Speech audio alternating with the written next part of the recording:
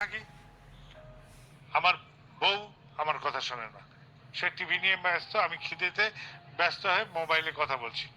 আমার ছেলে পুলে ভাই বন্ধু জগাই মাথায় যারা এক বাড়ির ছাদে থাকি, সবাই বিচ্ছিন্ন দ্বীপের মতন বাস করছে। কেউ কারোর নয়, কেউ কারোর দিকে তাকানোর ফুরসত নেই, জিজ্ঞেস করার ফুরসত নেই। মা, তোমার হাতে ফোসকার দাগ দেখছি, ওটা কি থেকে হলো?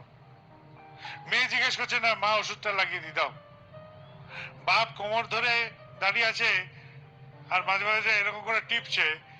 বাড়িতে কেউ জিজ্ঞেস করার নেই, তোমার কোমরে কিসের ব্যথা, ওষুধ লাগিয়ে দেব, এইটা জিজ্ঞেস করার লোক নেই। এই যে একই পরিবারের মধ্যে বিচ্ছিন্ন হয়ে বসবাস, এই পরিবারের মধ্যে থেকে আমি কি ভালো পেতে পারি? কিছুই না। ছেলেকে জিজ্ঞেস করতে ভয় পায় মা, হ্যাঁ রে বাছা, তোর মুখ দিয়ে এরকম পচা গন্ধ বেরোচ্ছে, তুই কি নেশা করে আসছিস? বাপ ভয় পাচ্ছে, মেয়েকে জিজ্ঞেস করতে, এই তোর রোজ টিউশনি ফিরে আসতে দেরি হচ্ছে কেন?